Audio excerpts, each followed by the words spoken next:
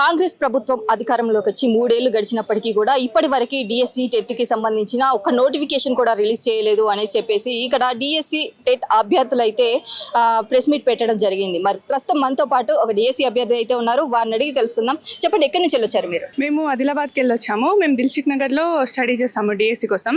Last DSC 2 years back వేసిండ్రు, అది కూడా కొన్ని పోస్టులు వేసిండ్రు. మా కేటగిరీస్ వైజ్ చూస్తే చాలా తక్కువ పోస్టులు వచ్చినాయి.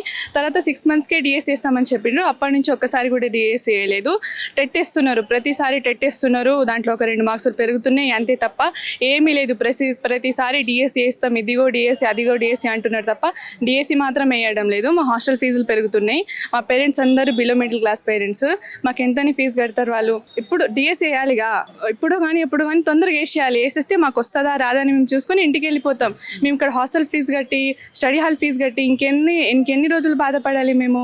ఇప్పుడు ఇది చాలా క్రూషియల్ ఏజ్. ఇది మొత్తం మేము స్టడీ హాల్లోనే స్పెండ్ చేయాలా? ఏదో ఒకటి చేయాలి కదా లైఫ్లో. అందుకోసమే త్వరలో డిఎస్సి వేసి మమ్మల్ని ఆదుకోండి మేము తెలియజేస్తున్నాము. ఒకవేళ మీరు మమ్మల్ని స్కూల్కి పంపించకపోతే మేము మిమ్మల్ని అసెంబ్లీ నుంచి ఇంటికి పంపిస్తాం. మిమ్మల్ని అసెంబ్లీకి పంపించిన మేము ఇంటికి పంపిస్తాం. అంటే ఇప్పటివరకు 27,000 స్కూల్స్ని కూడా కేవలం 4,000 కుదించి తగ్గిస్తాము అనేసి చెప్పడం జరుగుతుంది. మరి ఈ స్కూల్స్ అన్ని తీసేస్తే అసలు టీచర్ నోటిఫికేషన్స్ వేసిన ఉపయోగం లేని పరిస్థితి కనిపిస్తుంది కదా, మరి ఎలా చూడొచ్చు అంటారు? స్కూల్స్ అన్నీ తీసేయొద్దండి. యాక్చువల్లీ ఆర్టీ 2009 ప్రకారం స్కూల్స్ అన్నీ తీయొద్దు. ఒక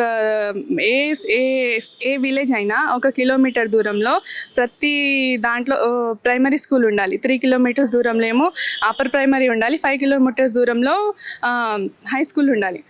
దాని ప్రకారం అసలు స్కూల్స్ అనేది అన్నీ తీయొద్దు. 10 members ఉన్నా 20 members ఉన్నా స్ట్రెంత్ బట్టి ఇవ్వాలి. ఒకవేళ వీళ్ళు స్కూల్ తీసేస్తున్నామంటే అక్కడ పిల్లలు వాళ్ళు చాలా పేద పిల్లలండి. గ్రామాల్లో స్కూల్స్ ఇస్తే వాళ్ళ పిల్లలు ఆ ఊర్లోనే పంపించనేది వేరే ఊరికి పంపిస్తారా పిల్లల్ని? అట్లా మీరు ఇట్లా వేస్తే వాళ్ళని చదువుకి దూరం చేసినట్టేగా. మీరు ఇంత మొత్తం ఖర్చు చేస్తున్నారు, బడ్జెట్ లేదు అది ఇది అంటున్నారు.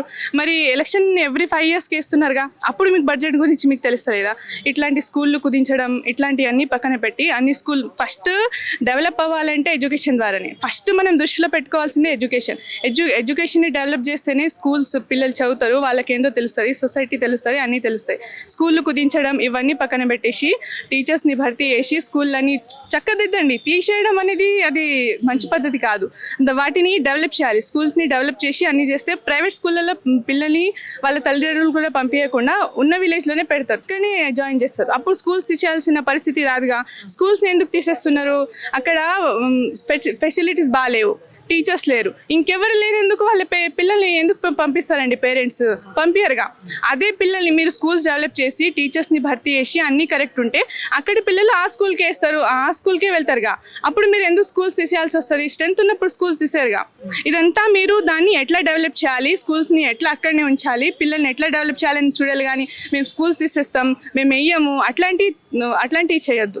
ఫైనల్గా గవర్నమెంట్ మీరు ఏం చెప్తున్నారు? రేవంత్ రెడ్డి గారికి ఏం చెప్తున్నారు? త్వరలోనే సీఎం సార్ మీరు వినాలి, మా బాధ ఏందో మీరు అర్థం చేసుకోవాలి. మేము నేనే స్వయంగా ఇంటికెళ్ళి మా పేరెంట్స్ని, మా పక్కింటోళ్ళని అందరినీ ఓటేయండి, మాకు జాబ్ వస్తాయి మనం అందరం డెవలప్ అవుతామని ఎంతో రిక్వెస్ట్ చేసి ఓటేయించినాం. ఇప్పుడు మీరు ఇట్లా మమ్మల్ని చేస్తుంటే మేము ఇంటికి వెళ్ళినప్పుడు అడుగుతారు, అరే నువ్వు చెప్పినావుగా జాబ్ వస్తాను, 7కి వచ్చింది ఇంకా రాలేదుగా, నోటిఫికేషన్స్ రాలేవు కానీ మమ్మల్ని అడుగుతారు. కాబట్టి మీరు త్వరలోనే డిఎస్సి వేయాలని మేము కోరుకుంటున్నాం. అది కూడా ఇప్పుడు చేయండి అని చెప్పినందుకు 5,000 4,000 వేయకుండా మెగా డిఎస్సి వేయాలి. 15,000+ పోస్టులు ఉన్నాయి, ఖాళీ అవుతున్నాయి. ప్రతి ఇయర్ రిటైర్మెంట్లు అవుతున్నాయి. ఎవరికో ఏమో ఏదో ఒకటి ఉంటుంది, ఖాళీలు ప్రతి శాఖలో ఉంటాయి. అది మీరు ఏదో చెప్పి మీరు మానేస్తారు, కానీ ఖాళీ ఉంటుంది. మీరు అవన్నీ నింపాలని కోరుకుంటున్నాం. మెగా డిఎస్సి వేయండి.